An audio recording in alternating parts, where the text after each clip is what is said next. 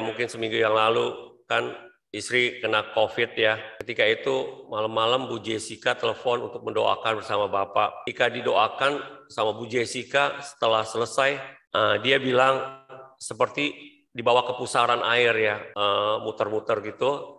Tiba-tiba mungkin perasa napasnya plong ya. Tapi itu belum selesai di situ, di jam 3 pagi dia harus mengalami sesak lagi ya. Waduh, saya agak panik ya, dimana saya nggak punya tabung oksigen gitu. Tapi Tuhan ingatkan saya pada satu alat nebulizer gitu ya. Kebetulan masih ada obat Ventolin semacam yang cair. Saya sudah beli pengencer dahak gitu ya untuk dipakai di situ. Ya itulah alat yang paling nggak bisa menolong dia dari kesesakan. Karena saya takut waktu tante saya pun kekurangan oksigen, waktu itu ya susah ya, waktu zamannya susah, dia harus meninggal gitu ya. Ya memang kalau kita COVID yang ditakutkan itu yang sesek ya, kita harus benar-benar perhatikan karena banyak riak yang membuat nafas tuh nggak lega ya.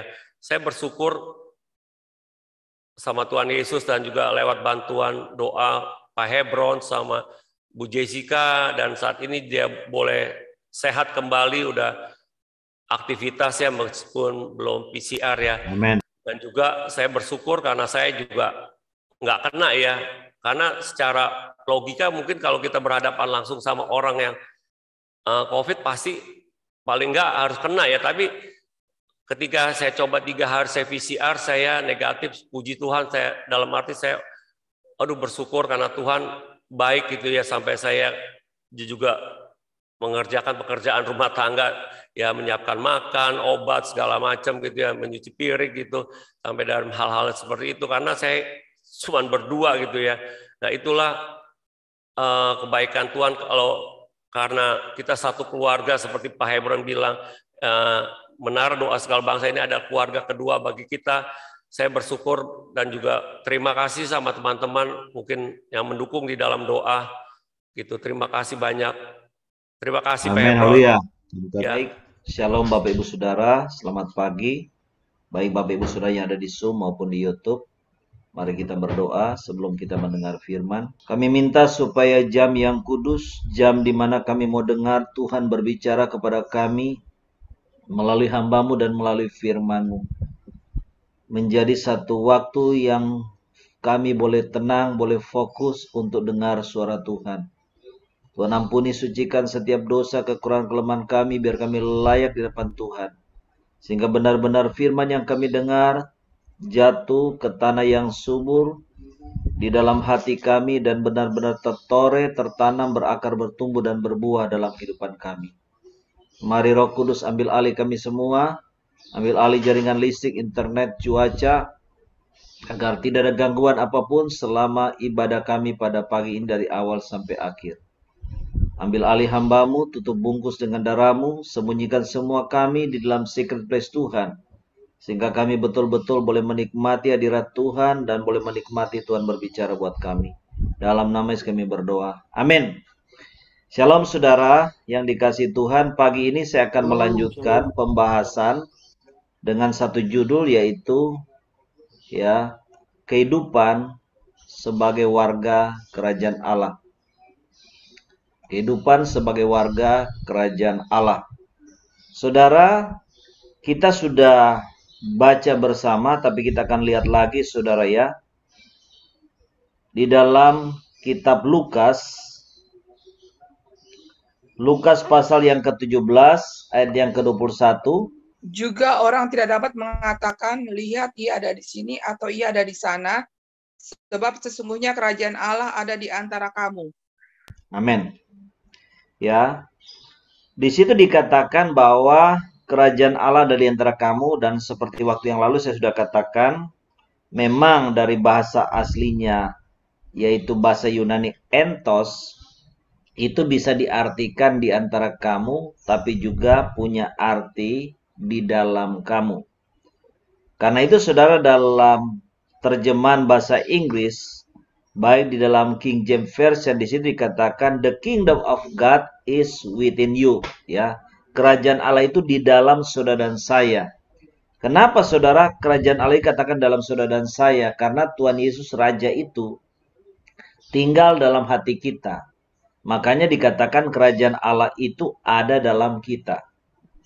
Nah, juga dalam AMPC ya, di situ dikatakan bahwa nor will people say, look, here it is ours. See, it is there, for behold, the kingdom of God is within you, in your hearts, and among you, surrounding you. Ya, jadi di MPC ini pun dikatakan bahwa kerajaan Allah itu ada dalam kamu, yaitu di mana? Di dalam hati kita katanya, dan juga ada di sekeliling kita. Jadi saudara, kita harus ingat betul-betul, ya, kita harus tanam dalam Lukas 17 ayat 21 ini dikatakan bahwa kerajaan Allah itu ada dalam hati saudara dan saya. Kerajaan Tuhan Yesus Kristus ada dalam diri kita. Nah, kalau kita sudah tahu jelas bahwa kerajaan Tuhan itu ada dalam hati kita, ada dalam hidup kita, berarti saudara, mari kita hidup sebagai identitasnya sebagai warga kerajaan Tuhan. Karena saudara, kalau kita hidup dengan identitas kita, dengan ciri khas kita sebagai warga kerajaan Allah, maka saudara, kita akan bisa menyatakan dan menjadi agen-agen kerajaan Allah di tengah dunia ini. Sehingga maksud dan tujuan Tuhan yang saat ini menempatkan kita di kota-kota kita, di bangsa kita itu bisa tercapai. Kalau benar-benar kita menjalani kehidupan kita ini, bukan menjalani kehidupan secara daging sebagai warga negara Indonesia, walaupun itu tentu kita kerjakan sebagai kewajiban kita, tapi benar-benar saudara kita menjalani kehidupan kita setiap hari ini, betul-betul dengan satu ciri khas, dengan satu identitas yang berbeda, yaitu sebagai warga kerajaan Allah. Dan dunia sendiri pasti akan melihat saudara dan saya ini beda. Ya, bukan lagi hidup secara duniawi, bukan lagi hidup secara daging, tapi benar-benar hidup sebagaimana seharusnya sebagai warga kerajaan Tuhan. Nah, pada waktu yang lalu saya sudah sampaikan, ya, 2 minggu lalu di dalam ibadah hari Minggu di sore, di mana kami menyampaikan ini dalam karunia bahasa roh dan penafsiran, bahwa ciri pertama orang yang hidup sebagai warga kerajaan Allah, yaitu apa? Dia hanya hidup untuk Kristus dan kerajaan Tuhan. Ya. Tuhan Yesus, rasul-rasul Tuhan semuanya memberikan teladan hidup, bahwa mereka hanya hidup untuk Tuhan dan hanya untuk kepentingan kerajaan Allah. Jadi tidak ada lagi hidup untuk egonya sendiri atau hanya untuk mencari kesenangan bagi akunya. Tidak ada lagi. Jadi benar-benar hidup semata-mata untuk menyenangkan Tuhan Yesus sepanjang hidupnya dan hidup untuk kepentingan kerajaan Allah. Walaupun tentu bukan berarti kita semua jadi pendeta. Ya, karena kita semua tentu punya panggilan unik masing-masing. Nah, saudara, saya akan lanjutkan bahwa kalau yang pertama sebagai warga kerajaan Allah, di mana karena saudara sadar bahwa kerajaan Allah itu dalam diri kita, dalam hati kita, di mana Tuhan Yesus hadir sebagai Raja, kita benar-benar bukan hanya hidup untuk Kristus dan kerajaan Tuhan, tapi yang kedua apa, saudara? Nah, ini yang kita akan belajar, saudara, ya. Bahwa saudara, kita sebagai warga kerajaan Allah, saudara, itu kita akan hidup di dalam dimensi roh, ya. Warga kerajaan Allah itu harus hidup dalam dimensi roh. Kenapa saudara kita harus hidup dalam dimensi roh? Karena Tuhan Yesus yang tinggal di hati kita sebagai Tuhan dan Raja itu roh, ya. Jadi mau tidak mau saudara, kita harus hidup dalam dimensi roh. Roh Kudus yang tinggal di dalam hati kita juga roh. Karena itu saudara, firman Tuhan berkata dengan jelas dalam Galatia 5 ayat 16 sampai 21, di sini dikatakan bahwa apa? kita ini jangan lagi hidup menurut daging. Tapi kita harus hidup menurut roh. Artinya apa? Kita harus hidup di dalam dimensi roh. Hidup kita hanya betul-betul mau dipimpin, mau dituntun, mau dibimbing oleh apa? Oleh Roh Kudus. Karena itu saudara, dalam hidup kita tidak bisa mendapatkan fasilitas kerajaan, jaminan dan berkat kerajaan Allah karena apa? Karena kita ngaku anak Tuhan, kita ngaku kita warga kerajaan Tuhan karena firman Tuhan mengatakan itu. Tapi dalam hidup kita masih hidup secara duniawi. Kita masih hidup secara daging, saudara. Dan ini yang menyebabkan, saudara, kita tidak bisa menikmati sebenarnya segala berkat-berkat fasilitas kerajaan dengan seutuhnya. Padahal saudara, segala berkat-berkat dan fasilitas kerajaan itu kita melihat begitu utuh, begitu sempurna. Dan Tuhan mau sediakan itu buat kita. Karena itu saudara, kita melihat di dalam Galatia 5:16-21, ini semuanya bicara kedengkian, kemabukan, pesta pora, dan sebagainya, terhadap semuanya itu kepentingan kamu seperti telah buat dahulu, bahwa barang siapa melakukan hal yang demikian. Nah itu. Jadi kita benar-benar sebagai kerajaan Allah, saudara, tidak bisa hidup lagi secara daging gitu. Kenapa? Tidak akan mendapat bagian dalam kerajaan Allah. Kan sayang gitu loh.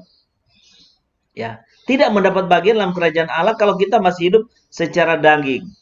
Dengan perbuatan-perbuatan daging yang berdosa dan penuh nafsu. Kita tidak dapat bagian dalam kerajaan Allah. Kan rugi banget gitu loh saudara. Kalau kita masih hidup suka iri hati, berselisih, bertengkar, ya, dan segala macam dosa dengan hawa nafsunya, dikatakan tidak dapat bagian dalam kerajaan Allah. Berarti apa? Kalau saudara dan saya mau mendapatkan berkat kerajaan Allah, fasilitas kerajaan Allah, jadi kita betul-betul harus hidup sebagai warga kerajaan Allah, yaitu kehidupan yang berbeda, yakni kehidupan dalam dimensi Roh Kudus. Di mana kita mau hidup dalam pimpinan Roh Kudus. Ya, kemudian kita lihat juga saudara, dalam pelayanan seperti apa? Saudara, kita dalam pelayanan pun berbeda saudara. Kalau kita ini sebagai warga kerajaan Tuhan dan kita melaksanakan tugas pelayanan di mana kita ingin melebarkan kerajaan Allah. 2 Korintus 3:8 di situ dikatakan apa? Ya, pelayanan kita juga sudah berbeda saudara. Tidak sama seperti pelayanan-pelayanan mungkin yang dilakukan oleh banyak orang lain. Ya, 2 Korintus 3:8. Betapa lebih besarnya lagi kemuliaan yang menyertai pelayanan roh. Nah, betapa lebih besarnya lagi kemuliaan yang menyertai pelayanan roh. Nah, pelayanan roh itu apa? Pelayanan roh itulah pelayanan dalam dimensi roh. Di mana benar-benar kita pelayanan itu mengikuti pimpinan dan tuntunan daripada apa? Roh Kudus. Karena itu saudara, kita di Menara Doa Segala Bangsa jelas menolak dan kita tidak mau mengerjakan program-program hasil pikiran ataupun ide baik kita secara manusia. Karena percuma saudara. Tuhan tidak akan berkati, Tuhan tidak akan senang. Kita mau kerjakan pelayanan-pelayanan yang betul-betul dalam kehendak pimpinan Roh Kudus. Termasuk dalam hal bisnis pun saudara. Kingdom bisnis itu kita mau kerjakan bisnis-bisnis yang memang Tuhan yang suruh, Tuhan yang kehendaki. Ya. Apalagi saudara dengan adanya nubuat dari Pastor Samson Dabas bahwa kita ini akan menerima transfer of wealth dan bahkan Tuhan akan pakai untuk memberkati banyak orang, banyak gereja ya lewat pelayanan ini. Ya, ini jelas benar-benar kita harus strict ya dalam hal ini. Benar-benar kita mau kerjakan bisnis-bisnis yang betul-betul Tuhan yang suruh, Roh Kudus yang suruh. Nah, inilah saudara yang namanya pelayanan dalam dimensi roh. Karena itu saudara, kita terbuka terhadap penyataan-penyataan Tuhan yang diterima, baik pada saat ibadah, baik pada saat para penjaga menara doa yang bertugas menjadi penjaga kota, penjaga bangsa, mereka dapat penyataan Tuhan. Kita mau dengar, kita mau perhatikan itu, dan kita mau meresponi. Kenapa? Kita di Menara Doa Segala Bangsa dengan semua departemen ataupun divisi-divisi yang ada, kita komitmen, saudara, mau ikut pelayanan Roh Kudus, yaitu pelayanan yang dipimpin Roh Kudus. Karena itu terhadap semua karunia-karunia Roh Kudus yang dicatat Alkitab, kita terbuka, kita percaya, kita mempraktekkan itu, saudara. Karena inilah identitas kita sebagai hamba-hamba Tuhan dalam kerajaan Allah. Benar-benar Tuhan Yesus ataupun Roh Kudus sebagai pemimpin kita yang harus memimpin hidup kita dan memimpin pelayanan kita. Karena saudara, kalau kita lakukan itu, apa yang terjadi? Bukan saja kita dapat berkat-berkat dan jaminan serta fasilitas kerajaan Allah yang begitu kaya, yang begitu limpah dalam hidup kita. Ya, jadi sebenarnya kalau bagi kerajaan Allah itu urusan keuangan itu urusan kecil, saudara ya. Itu hanya salah satu berkat ya yang bisa diberikan oleh kerajaan Allah kepada kita dan keluarga kita. Ya, tapi ada berkat lain juga, saudara, yang Tuhan kasih buat kita. Ada banyak macam berkat. Termasuk kita lihat, saudara, dalam kitab Roma pasal 8, saudara ya. Roma pasal 8 ayat yang pertama dan kedua. Roma 8 ayat 1 dan 2 di situ dikatakan apa, saudara? Roma 8 ayat 1, hidup oleh roh. Demikianlah sekarang tidak ada penghukuman bagi mereka. Silakan terus. Bagi mereka yang ada di dalam Kristus Yesus. Roh yang memberi hidup ialah memerdekakan kamu dalam Kristus dari hukuman dosa dan hukuman maut. Ya, sudah dahsyat sekali ya. Saudara dan saya ini yang sudah ada dalam Kristus sebagai warga kerajaan Tuhan dikatakan apa? Tidak ada lagi penghukuman bagi kita. Ya. Jadi saudara, dalam hidup kita ini Tuhan itu tidak lagi mau menghukum kita yang ada dalam Kristus. Kenapa? Dikatakan Roh Kudus yang memberi hidup kepada kita telah memerdekakan kita dalam Kristus dari hukum dosa dan apa? Hukum dosa dan hukum maut. Ya. Jadi sudah dibebaskan saudara daripada yang namanya hukum dosa dan hukum maut. Hukum maut itu bukan bicara tidak lagi kita bisa binasa dalam neraka. Ya, karena Tuhan sudah memberikan kita keselamatan hidup kekal. Tapi hukum maut juga di dunia ini. Ya. Karena itu saudara, kita sebagai warga kerajaan Allah, maaf ya, kita nggak boleh lagi bisa menerima kalau kita sebagai warga kerajaan Allah, misalnya kita mati dengan cara-cara yang tidak wajar. Misalnya mati kecelakaan dan sebagainya. Ya, karena dikatakan kita ini sudah dibebaskan loh saudara dari hukum maut. Tuhan juga sudah membebaskan saudara untuk tidak mati muda. Ya, sudah dibebaskan dari hukum maut itu. Tuhan kasih kita kesempatan hidup paling minim 70-80 sampai 120 tahun. Kenapa? Kita sudah terbebas dari hukum maut. Jadi tidak ada lagi mati karena kecelakaan atau mati muda. Nah, saudara, ini suatu hal yang kita benar-benar harus imani. Kita tidak ada lagi penghukuman. Jadi saudara, kalau kita mengalami masalah-masalah dalam hidup kita, ingat baik-baik, itu bukan karena Tuhan hukum kita. Ya. Tapi karena Tuhan sedang mendidik kita, mengajar kita, membentuk kita. Karena firman jelas, nggak ada lagi penghukuman. Jadi tidak bisa saudara kalau kita mengalami masalah tertentu, lalu kita berkata, oh Tuhan lagi hukum saya. Nggak ada saudara. Ya, nggak ada seperti itu. Tuhan nggak lagi menghukum kita. Nah, karena jelas kita sudah dimerdekakan dari Kristus, dari hukum dosa dan hukum maut. Nah, karena itulah saudara, kita betul-betul harus hidup ya dalam dimensi roh ini. Karena di situ di ayat yang selanjutnya dikatakan, ayat yang kelima, sebab mereka yang hidup menurut daging memikirkan hal yang dari daging, mereka yang hidup menurut roh memikirkan hal-hal yang dari roh. Jadi kalau kita hidup dipimpin Roh Kudus dalam dimensi roh, yang kita pikirkan tuh perkara-perkara rohani. Ayat 6, karena keinginan daging adalah maut, tetapi keinginan roh adalah hidup dan apa? Damai sejahtera. Ayat 7, sebab keinginan daging adalah persekutuan terhadap Allah, karena ia tidak takluk kepada hukum Allah. Hal ini memang tidak mungkin baginya. Mereka yang hidup dalam daging tidak mungkin berkenan kepada Allah. Nah, ini kita harus ingat.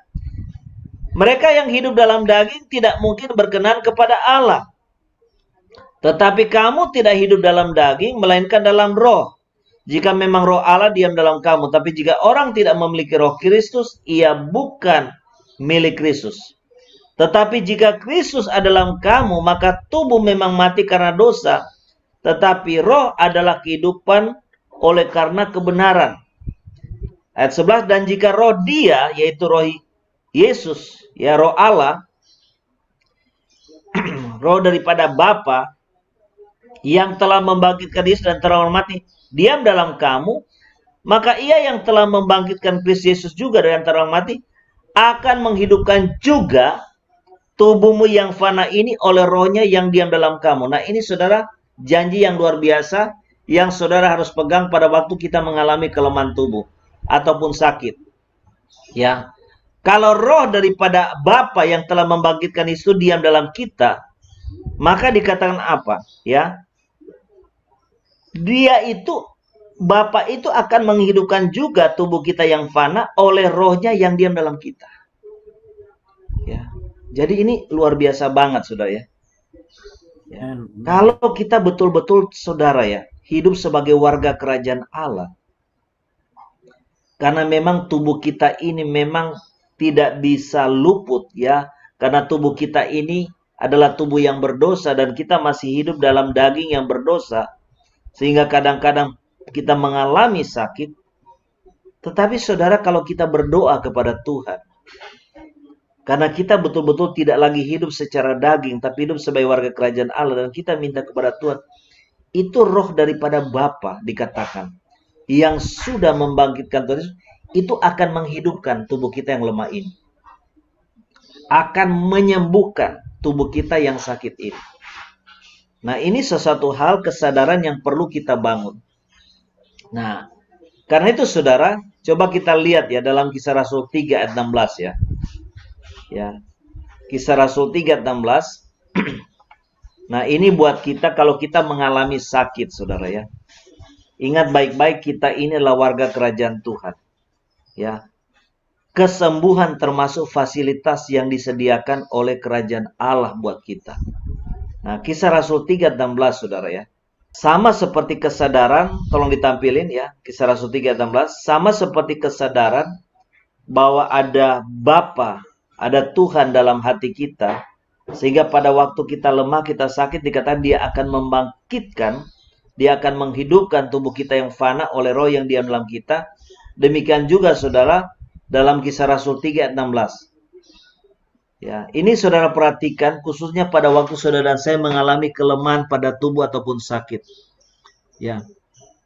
Dan karena kepercayaan dalam nama Yesus, maka nama itu dikatakan apa? Telah menguatkan orang yang kamu lihat dan kamu kenal ini, dan kepercayaan itu telah memberikan kesembuhan kepada orang ini di depan kamu semua. Ya, tidak usah diturunkan ayat ini. So perhatikan ya. Saudara dan saya ini percaya kepada siapa? Percaya kepada siapa? Tuhan Yesus. Ya. Di sini dikatakan karena kita percaya kepada nama Tuhan Yesus, maka waktu kita sakit apa? Waktu kita sakit, maka nama Yesus itu akan menguatkan kita. Karena biasanya waktu orang sakit itu dia lemas, dia lemah. Kedua apa? Akan memberikan kesembuhan buat kita yang sakit. Amin. Amin. Nah, Apa yang dimaksudkan dengan kepercayaan? Karena kepercayaan kita kepada nama Yesus. Saudara, ayat ini adalah ayat yang disampaikan oleh Petrus dan Yohanes karena mereka diminta bertanggung-jawab terhadap orang lumpuh 38 tahun kemudian bisa berjalan lagi dengan normal. Ya, mereka tanya rahasianya bisa sembuh kenapa? Nah, ingat baik-baik saudara, bahwa orang lumpuh itu waktu dia mengemis di pintu gerbang bait Allah minta sedekah, Petrus dan Yohanes katakan, emas dan perak kami tidak punya, tapi yang kami punya kami kasih ke kamu. Demi nama Yesus berjalan. Waktu ditanya rahasianya apa kok orang lumpuh ini sembuh? Nah, ini Petrus jawab ini. Kepercayaan dalam nama Yesus. Nah, saudara dan saya ini kan percaya kepada Tuhan Yesus. Nah, kesadaran kita akan iman kepada Tuhan Yesus ini, saudara, yang perlu kita terus ingatkan, terus tanamkan, terus bangkitkan setiap saat, setiap waktu. Apa yang saudara kita perlu terus sadari, bangkitkan di dalam kepercayaan kepada nama Yesus ini? Kesadaran bahwa tubuh kita ini sudah rumah Tuhan. Bahwa Tuhan Yesus tinggal dalam tubuh kita sebagai rumah Tuhan sehingga tubuh kita mesti sehat. Boleh aja sakit, tapi harus sembuh. Karena apa? Kerajaan Allah dan Yesus sebagai Raja ada di tubuh kita. Sehingga tubuh kita sebagai bagian daripada wilayah kerajaan Allah masih sehat. Harus sehat, harus sembuh. Kemudian saudara, apa saudara yang kita harus sadari dari kepercayaan kita kepada nama Yesus itu? Bahwa Tuhan Yesus itu sudah pikul segala dosa, bahkan sakit penyakit kita ini sudah dipaku bersama Yesus. Karena Tuhan Yesus sudah pikul sakit penyakit kita, maka kita nggak perlu sakit lagi. Jadi saudara, setiap sakit sudah datang ke kita ataupun baru menyerang kita, kita mesti tolak. Kita mesti larang. Kita mesti enyakan. Dalam nama Yesus, penyakit, sorry. Tempatmu bukan di sini. Ya. Tempatmu bukan di tubuh saya. Amen. Karena tubuh saya ini adalah bagian kerajaan Allah. Dan Yesus sebagai Tuhan dan Raja ini yang memerintah, yang tinggal dalam tubuh saya.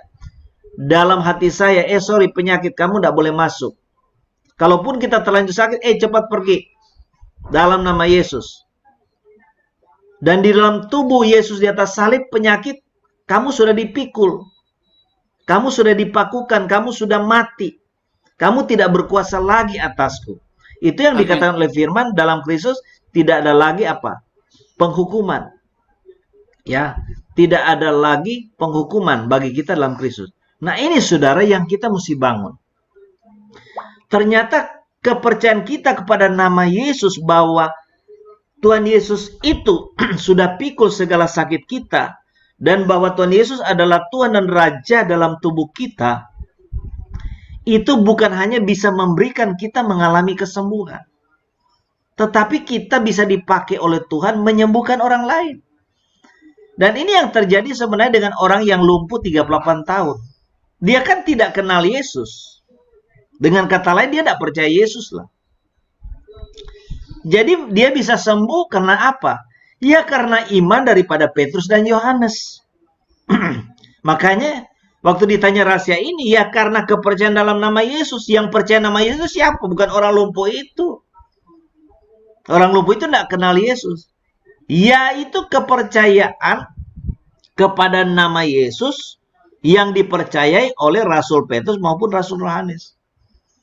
Kepercayaan itu yang membuat orang lumpuh ini menjadi kuat sehingga dia bisa bangkit berdiri dan dia bisa berjalan mengalami kesembuhan. Nah, ini saudara ya.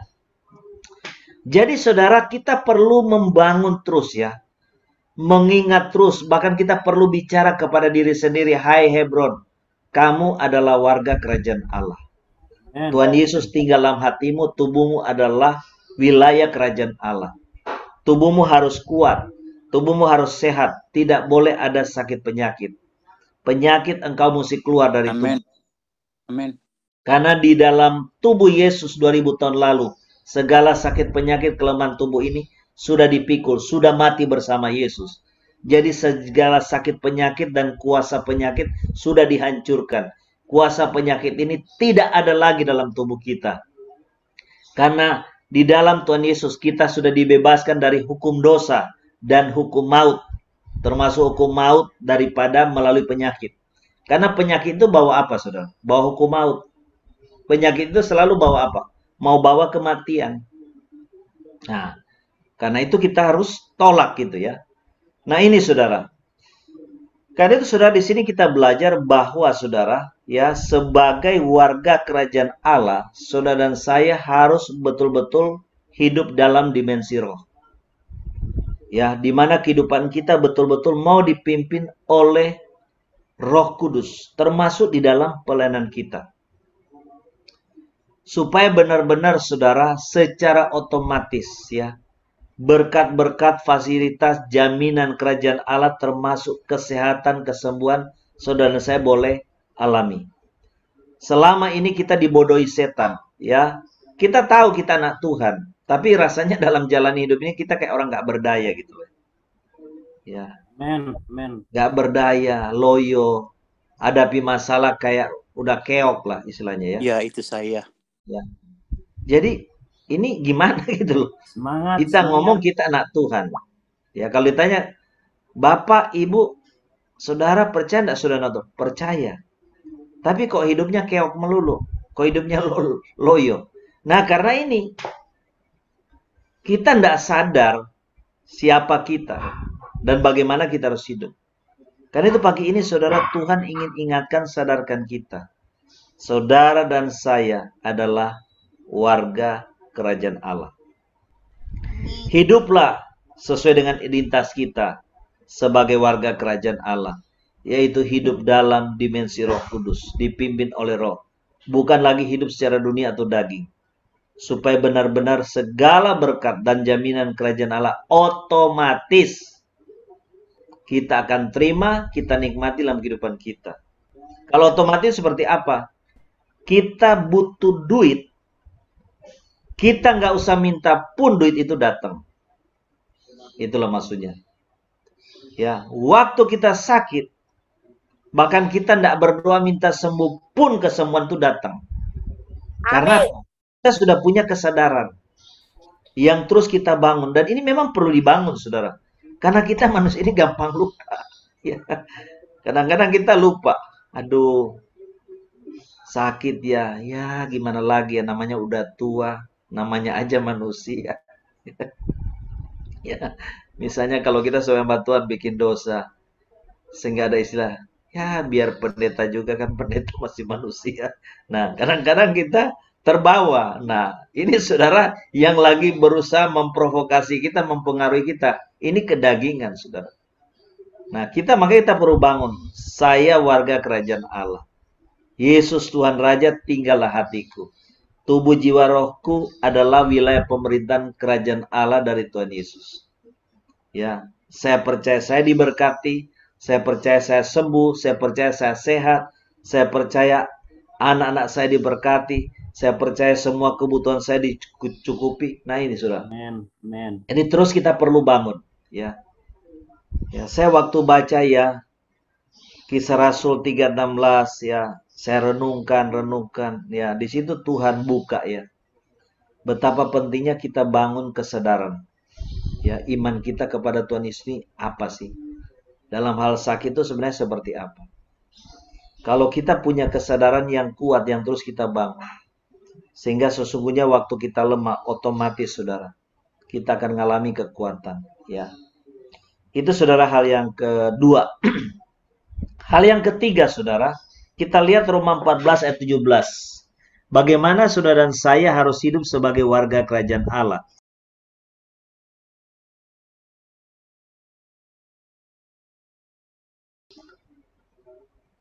Roma pasal 14 ayat 17 dikatakan, ya. Ayat 17, Roma 14 ayat 17.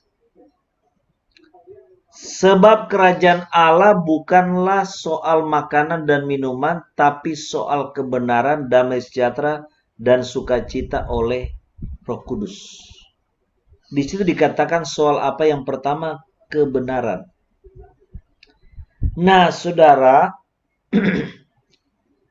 kita sebagai warga kerajaan Allah, patokan hidup kita, standar hidup kita, undang-undang kehidupan kita, undang-undang cara kita berbisnis, undang-undang dalam kita melayani, undang-undang pada waktu kita bermasalah dengan orang, undang-undang pada waktu kita disakiti orang, undang-undangnya itu firman Tuhan. Nah, ini yang betul-betul saudara harus pegang. Karena itu saudara, di Menara Doa Segala Bangsa, itu saya benar-benar sangat ketat memakai patokan ini. Apalagi wilayah pelayanan saudara, yang sudah jelas-jelas ini wilayahnya Tuhan Yesus.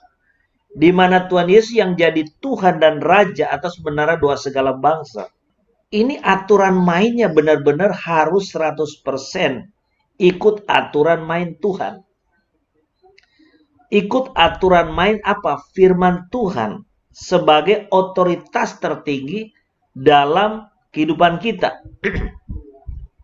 Karena saudara, kalau kita mau hidup dengan identitas sebagai warga kerajaan Allah, kita harus hidup sesuai kebenaran firman Tuhan sebagai otoritas tertinggi dalam hidup kita. Dan ini nggak bisa ditawar-tawar. Jadi saudara, dalam kehidupan kita keluarga, ya, kalau anak misalnya bermasalah, kita harus selesaikan secara apa? Prinsip firman. Kalau dalam bisnis atau pekerjaan kita ada masalah, kita selesaikan apa? Secara prinsip firman. Kalau kita nggak ngerti, minta tolong ke hamba Tuhan yang punya keahlian nangani seperti ini. Dalam pelayanan juga sama, saudara. Ya, kalau ada masalah-masalah dalam pelayanan, baik dalam jemaat, dalam kepenatuaan, dalam hamba-hamba Tuhan, ya harus pakai firman.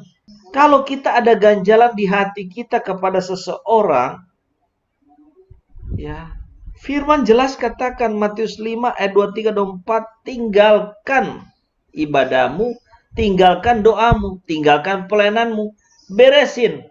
Itu prinsip firman.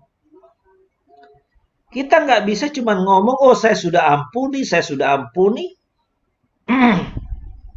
Tapi di belakang ceritanya masih lain. Jadi ini saudara. Nah, hal seperti ini memang apa? Ya, gengsinya mesti dipotong. Keangkuhannya mesti dipotong. Mesti disembeli, saudara. Ya. Tuhan Yesus aja loh, saudara, yang adalah Tuhan dengan segala kemuliaannya, tidak mempertahankan gengsi. Tidak mempertahankan yang namanya harga diri. Ya, itu jelas, saudara. Masa kita merasa harga diri kita, gengsi kita terlalu tinggi?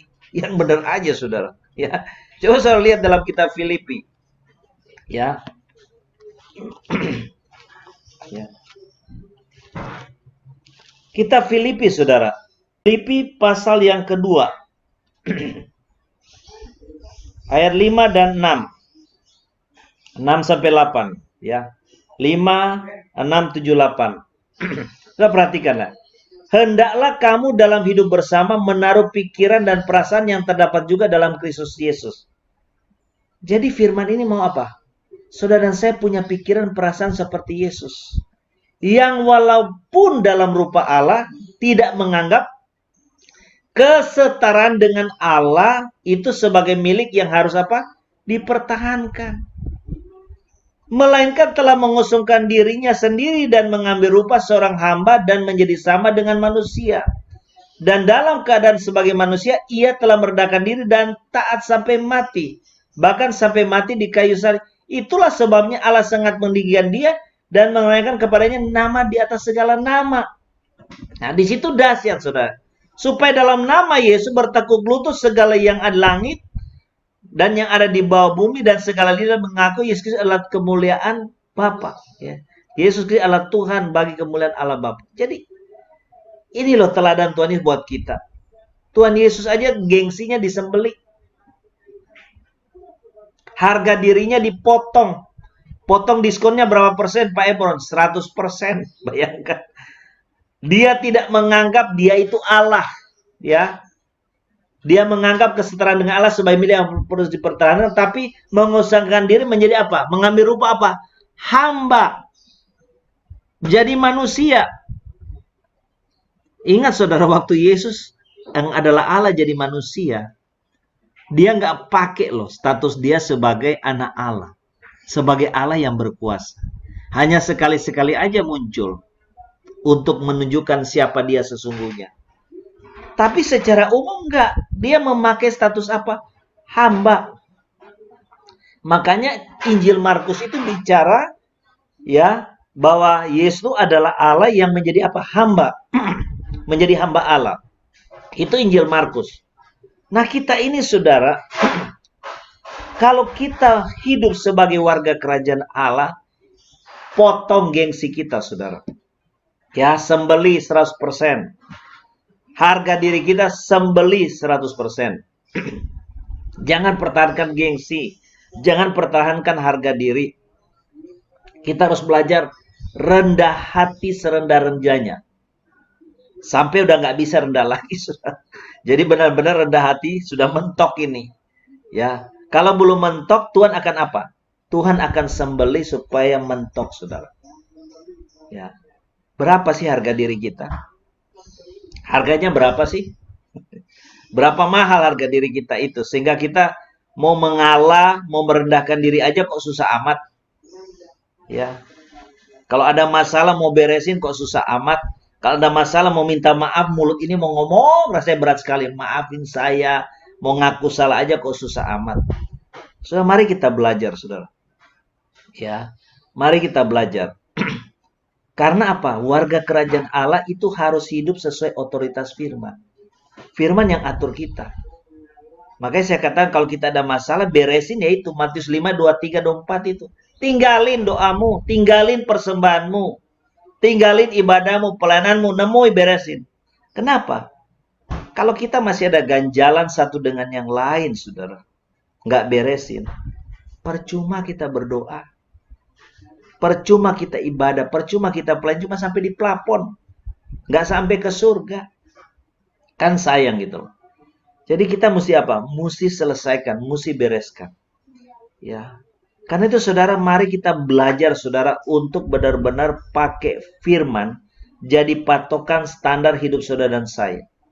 Satu ayat kita lihat 2 Timotius 3:16 ya. 2 Timotius pasal 3:16. Mengapa saudara? Ya, firman itu benar-benar harus jadi otoritas dalam hidup kita. Yang mengatur, yang memerintah hidup kita. 2 Timotius 3:16 ya. Di situ dikatakan apa? Segala tulisan yang diilhamkan Allah memang bermanfaat untuk apa? Untuk mengajar, untuk menyatakan kesalahan, untuk memperbaiki kelakuan, dan untuk mendidik orang dalam apa? Kebenaran. Ayat 17, dengan demikian tiap-tiap manusia kepunyaan Allah diperlengkapi untuk setiap perbuatan baik. Nah ini saudara. Jadi saudara benar-benar kita harus saudara jadikan firman itu sebagai undang-undang, sebagai patokan standar moral kita. Karena ternyata firman Tuhan itu dahsyat banget gitu loh. Karena itu saudara, apa yang kita lakukan juga di Menara Doa Segala Bangsa, di mana kita ada gerakan membaca Alkitab, baik di grup WA, maupun kita juga di Zoom kalau selesai ibadah, biasanya setiap pagi. Nah ini saudara, dikatakan bermanfaat untuk mengajar. Ya. Nah, mengajar itu sehingga kita bisa mendapatkan pengetahuan-pengetahuan tentang apa? Kebenaran. Mana yang berkenan kepada Tuhan, mana yang tidak. Bagaimana kita harus bersikap dalam hidup ini. menyatakan kesalahan. Kita tahu kita punya salah di mana. Oh, ternyata kalau saya bermasalah dengan seorang masih ada ganjalan. Karena kita baca firman, kita tahu Matius 5, 23, 24. Oh, ternyata mesti beresin. Nah, contoh seperti itu.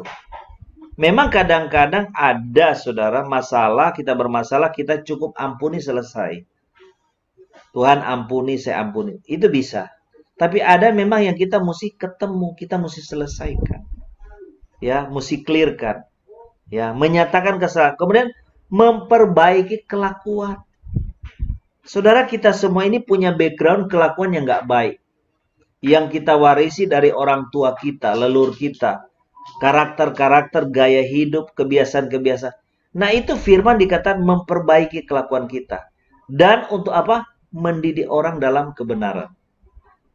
Saudara, dalam hidup saya sebagai hamba Tuhan, ya, saya ngalami ya, punya 3 gembala, ya, ataupun atasan saya, saudara, semua tuh beda. Gereja pelayan tuh beda. Kalau kita mau katakan, oh, saya nggak pelayanan di gereja A, saya keluar, saya di pelayanan di gereja B, atau pelayanan sama saja. Pelayanan memang sama saja karena kita melayani Tuhan. Tapi saudara, realita yang kita hadapi itu beda. Ya, bedanya apa? Kita akan ketemu banyak hal yang berbeda. Yang satu jelas gembala yang berbeda. Rekan-rekan pelayanan yang berbeda. Jemaat yang apa? Jemaat juga yang berbeda. Ya. Saya ketemu saudara dalam kehidupan pelayanan saya. Itu saudara saya ketemu ya yang namanya gembala tapi hatinya hati guru. Ya. Statusnya pendeta gembala tapi hatinya guru. Ya. Orangnya baik-baik. Tapi nggak peduli dengan perasaan kita. Kalau dia mau marah mah dia marah aja. Nggak pakai tedeng aling-aling gitu loh. Kamu mau tersinggung nggak tersinggung dia nggak ambil pusing.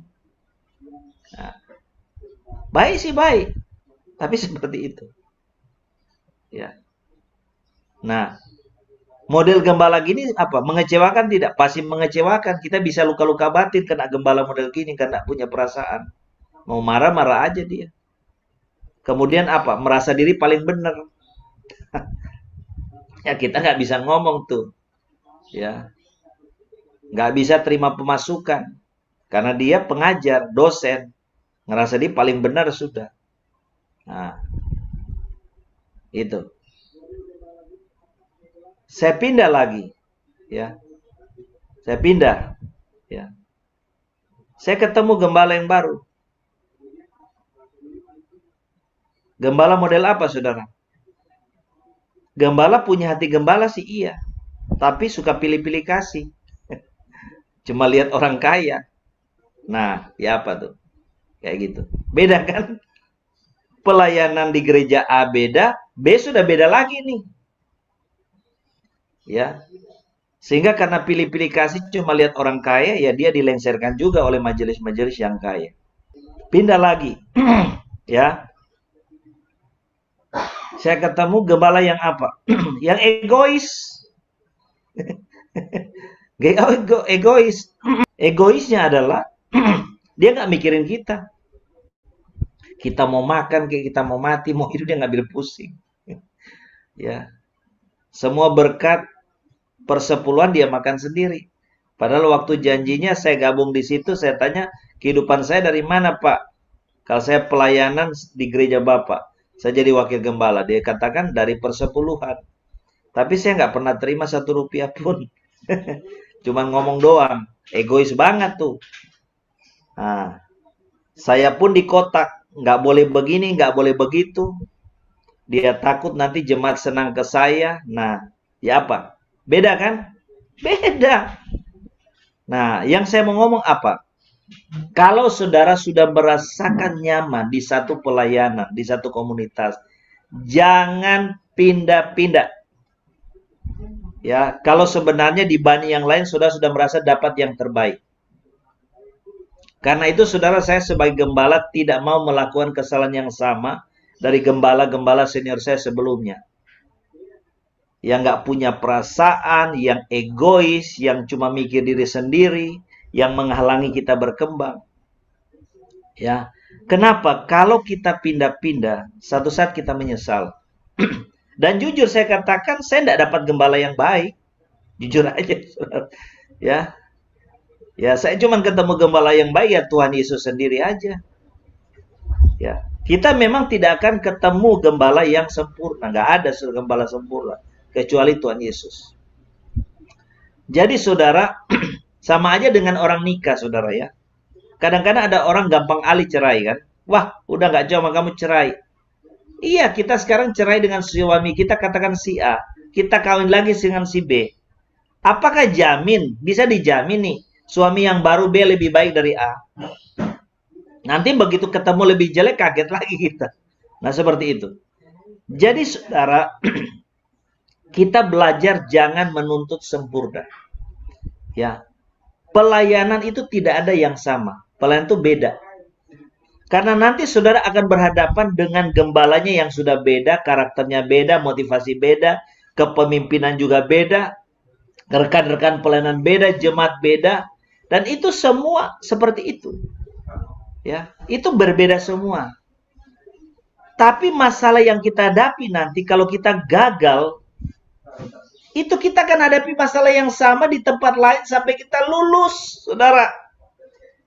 Amin. Ya, jangan dikira saudara pindah pelayanan, oh saya di sini tersakiti, saya pindah ke sana. Lalu saudara nggak disakiti, nanti disakiti lebih parah, saudara.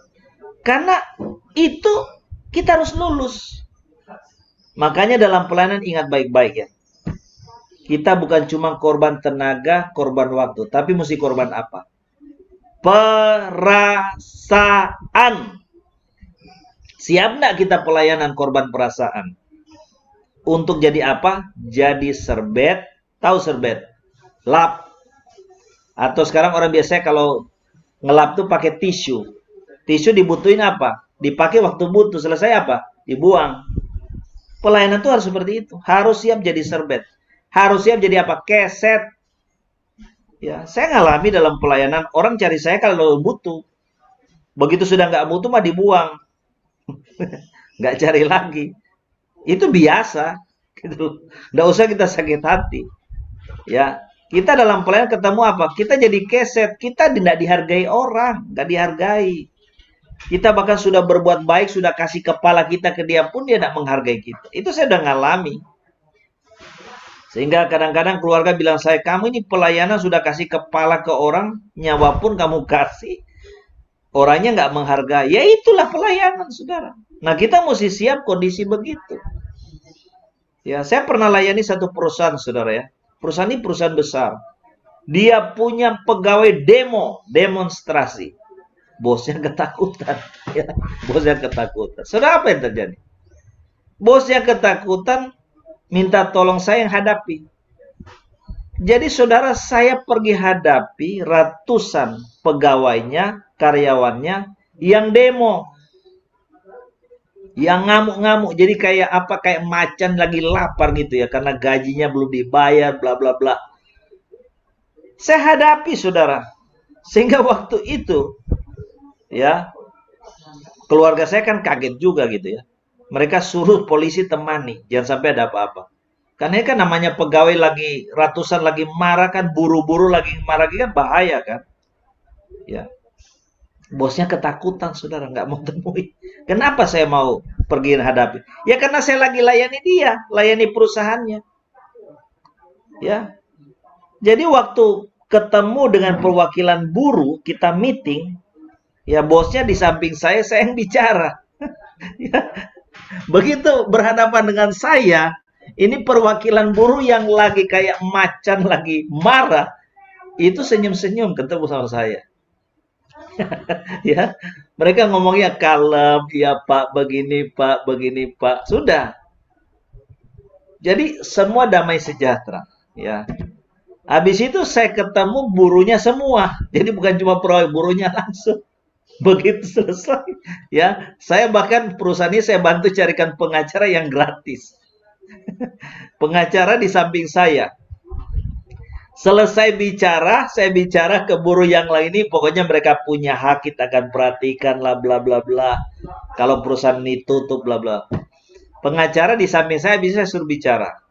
Hanya pengacara bicara bla bla bla ke buruh-buruh, ya pengacara bilang kita ini cuma bantu loh ya, gini-gini. Dan kalian tahu yang barusan bicara di samping saya ini siapa? Ini Pak Pendeta. Buruhnya langsung kayak hah? Pak Pendeta. Jadi mereka kaget. Mereka ini lagi berhadapan bukan dengan ini tapi dengan pendeta. Langsung mereka tepuk tangan, hidup Pak Pendeta katanya. Dan saya bilang begitu mereka, nah pengajar udah ngomong ini pendeta, jadi kalian punya masalah akan diselesaikan secara baik hak kalian. Baru mereka tenang, saudara. Karena mereka takut perusahaan ditutup, mereka punya pesangon tidak dibayar segala macam.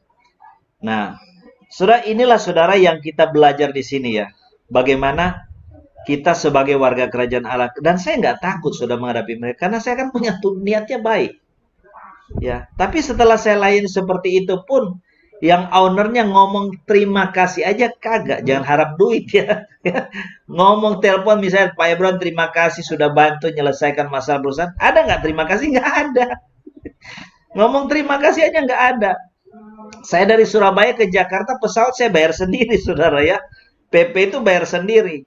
Di ngomongin terima kasih dan itulah pelayanan. Orang yang kita layani, ya. Kita dianggap apa? Kita tidak dianggap keset, saudara. Ya itu. Kalau nggak siap jadi serbet, jadi keset, jangan pelayanan. Ya. Karena pada waktu kita pelayanan, kita akan berhadapan dengan kenyataan seperti itu. Amin.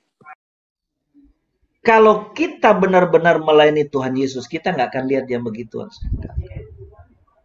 Karena kita tahu itu bagian dari pelayanan. Itu bagiannya asamnya pelayanan. Ya, bagian asamnya pelayanan ya itu, saudara. Tapi bagian manisnya pasti ada, saudara ya. Bagian manisnya pelayanan apa? Kita dikasih angpau, diajak jalan-jalan, dikirimin kue, dikirimin makanan.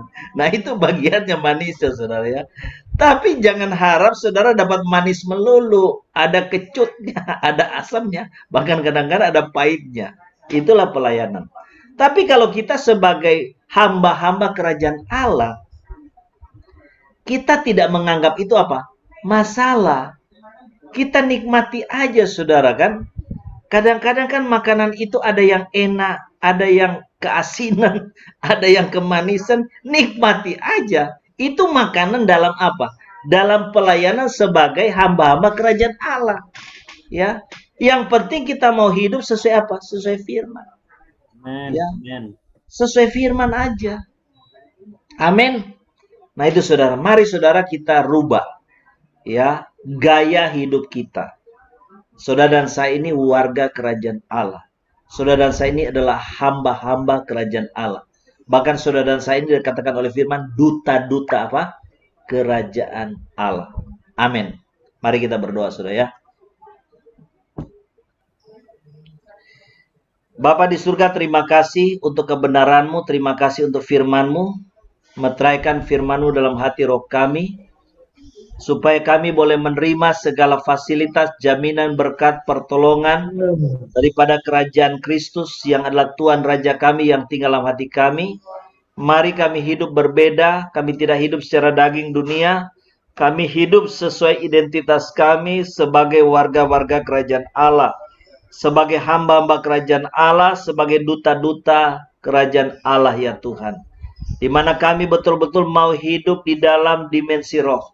Bukan dalam kedagingan dan segala hawa nafsunya. Kami mau hidup dipimpin Roh Kudus. Kami betul-betul menjadikan firman Tuhan sebagai otoritas dalam kehidupan kami. Terima kasih Bapa, terima kasih. Kami rindu meteraikan segala firman yang kami dengar melalui perjamuan kudus-Mu.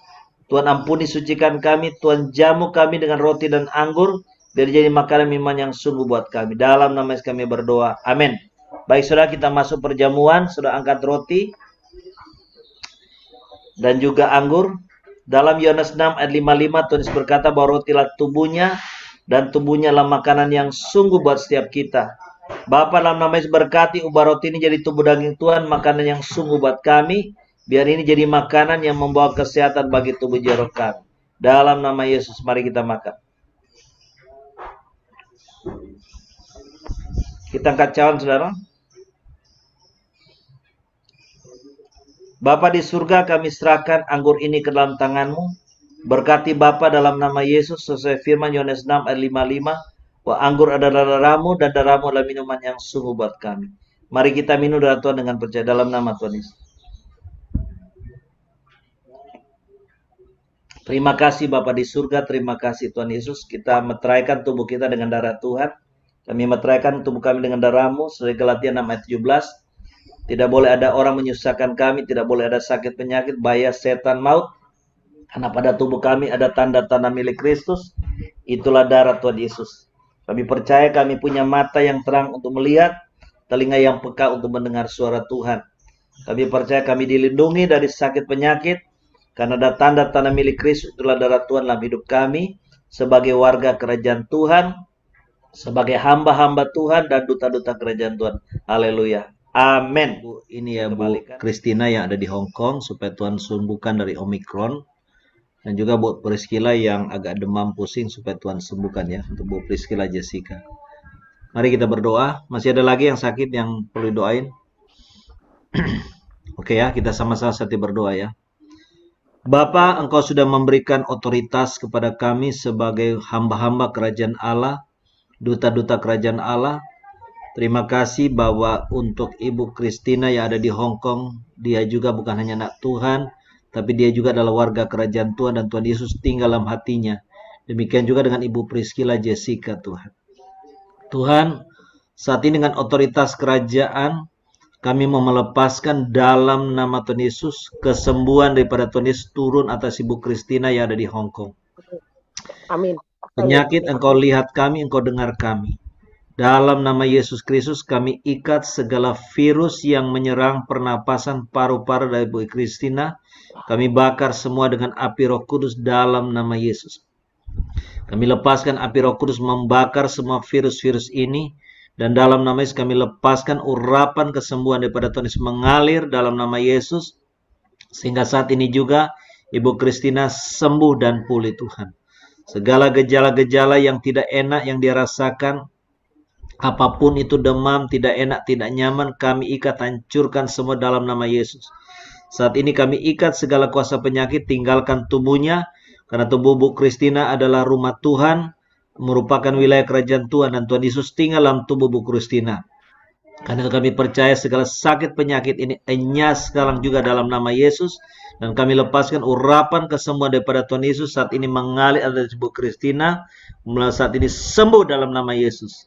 Sembuh dalam nama Tuhan Yesus. Pulih. Tidak. Tubuhnya sehat kuat. Kami lepaskan kekuatan ilahi Tuhan 10 kali lipat mengalir atas tubuhnya sehingga Bu Christina sembuh dan pulih. Tuhan juga tolong visa untuk kerja yang dia butuhkan dalam nama Yesus. Tuhan campur tangan, malaikat-malaikat Tuhan tolong. Pergi menolong agar visanya, kerjanya bisa cepat keluar segera. Kami juga berdoa buat Ibu Priscilla Jessica. Segala gangguan, sakit penyakit, pusing, demam, kami ikat, hancurkan, enyahkan dari tubuhnya dalam nama Yesus. Darah Yesus hancurkan. Kami lepaskan urapan kesembuhan mengalir atas Ibu Priscilla Jessica dalam nama Yesus. Sehingga dia boleh sembuh, pulih Tuhan dalam nama Yesus Kristus. Penyakit Engkau dengarkan kami, tubuh Bu Priscilla dan rumah Tuhan merupakan bagian dari kerajaan Tuhan. Tuhan Yesus tinggal dalam hatinya, dalam tubuhnya. Kata segala sakit, demam, pusing, enyah dari tubuhnya, bilur Tuhan Yesus menyembuhkan. Terima kasih Bapak, kami perintah malaikat Tuhan ambil alih kehidupan Bu Christina dan Ibu Priscilla. Mereka belum mengalami kesembuhan yang sempurna dari Tuhan Yesus. Haleluya. Amin.